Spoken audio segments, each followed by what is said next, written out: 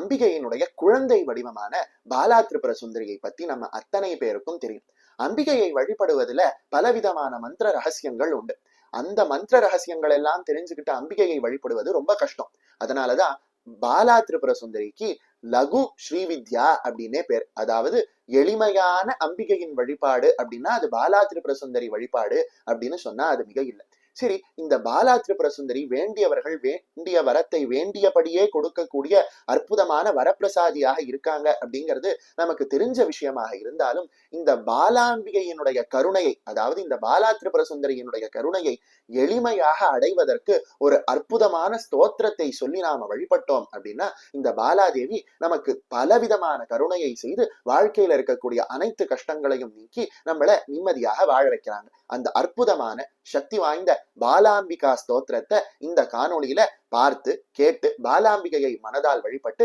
பலவிதமான நன்மைகளை அடையலாம். ஓம் வேலாதி துங்கிய கருணே விபுதேந்திர வந்தியே லீலா விநிர்மித சராச்சர ஹிருநிவாசே மாலா கிரீட மணி குண்டல மண்டிதாங்கே பாலாம்பிகே மயி நிதேஹி கிருபா கடாக்ஷம் கஞ்சாசனாதி மணி மஞ்சு கிரீட கோட்டி பிரத்யுப்த ரத்ன ருச்சிரஞ்சித பாத பத்மே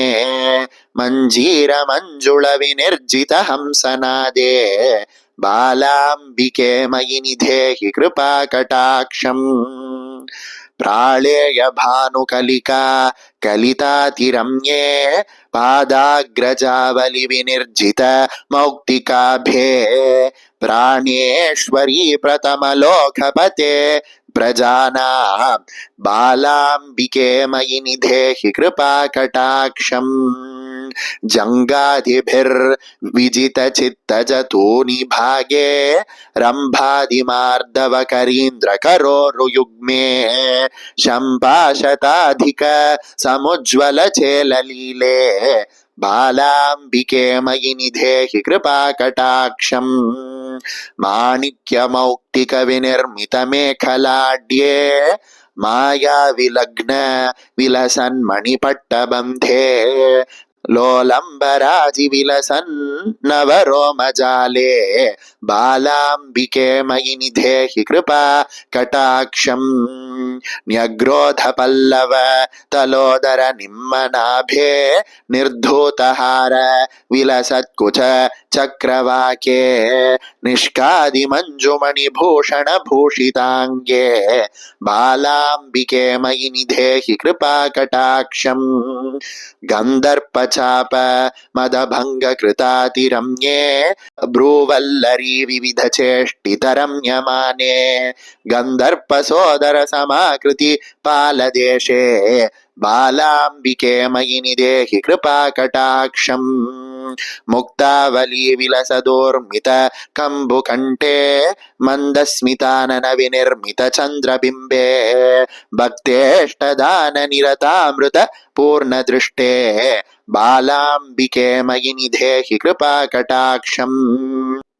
कर्णावलंबि मणिकुंडल कंठभागे कर्णांत दीर्घ नवनीरजपत्र नेत्रे स्वर्णायकादि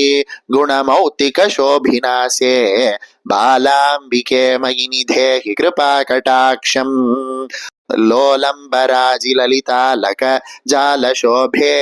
मल्ली नवीन कलिका नवकुंदलाजे भालेन्दु मंजुल किरीट विराजमाने बालाम्बिके मयि निधेहि कृपा कटाक्षम् बालाम्बिके महाराज्ञी वैद्यनाथ प्रियेश्वरी